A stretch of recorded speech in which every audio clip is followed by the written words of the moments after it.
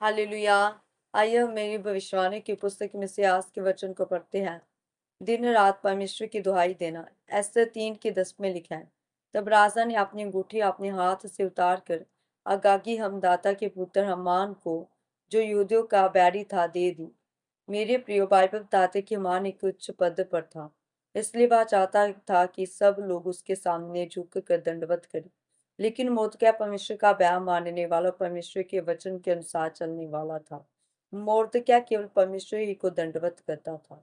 इसलिए हमान ने मोर्दकै के ऊपर क्रोधित होकर उसकी पूरी जाति को नष्ट करने की योजना बनाई। हमान राजा के पास जाकर कहता है कि राजा, तेरे राज्य में एक ऐसी जाति रहती है जिसके नियम और कानून हम लोगों से बहुत ही अलग है। उन लोगों का हमारे देश में रहना लाभदायक नहीं है, इसलिए राजा को स्वीकार हो तो उन्हें नष्ट करने की आज्ञा लिखी जाए। तब राजा ने उस आज्ञा को स्वीकार कर लिया था। मेरे प्रियो, ये सब बातें जब मोर्दकै को पता लगी, तब उसने अपने कपड़े फाड़कर, टाट पहनकर और अपने ऊपर राख डालकर ऊंचे शब्द से रोने लगा, और उसके साथ सब यहूदी जाति पर उपवास करके, विलाप करके परमेश्वर के सामने रोने लग गई थी।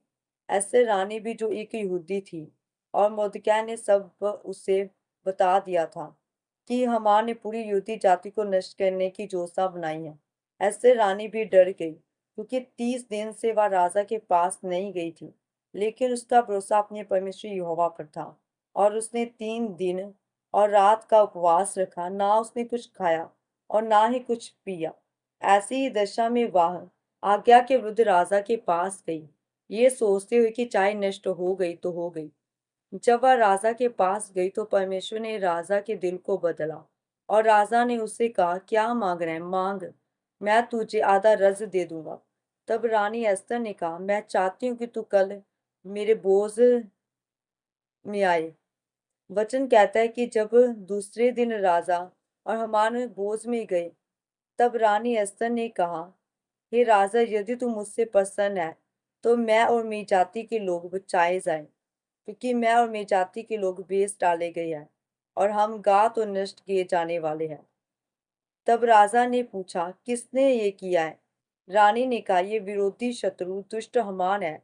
तब राजा ने कहा, जो 50 हाथ ऊंचा फांसी का खंबा जो इसने बनाया है, उसी पर इसे लटका दो। एस्तर और उसकी पूरी यहूदी जाति बच गई। आज बहुत सारे लोग परेशान हैं, दुखी है, रोगी है। उनको आज पूछा जाए, कितनी प्रार्थना करते हो? तब उनका उत्तर होगा, 30 मिनट तक। और उपवास कितने रखते हो? कोई उपवास नहीं रखते। परमेश्वर तो चाहता है कि सभी छूट जाएं, लेकिन उसके लिए आपको उपवास और प्रार्थना करनी होगी। आपको परमेश्वर से मांगना होगा, तब परमेश्वर आपको देगा और ऊंचा करेगा, और एस्तर की तरह रजाओं का अनुग्रह होगा। आमीन। आइए हम मिलकर प्रार्थना करते हैं। सर्वशक्तिमान परमेश्वर, इस वचन के लिए मैं आपका धन्यवाद करती हूँ। परमेश्वर, मैं ये प्रार्थना करती हूँ कि मैं आज से आपके अनुग्रह से प्रार्थना और उपवास करूंगी, ताकि मैं अपने जीवन में छुटकारा और रजाओं का अनुग्रह पा सकूं। प्रभु यीशु मसीह के सामर्थी नाम में आमीन।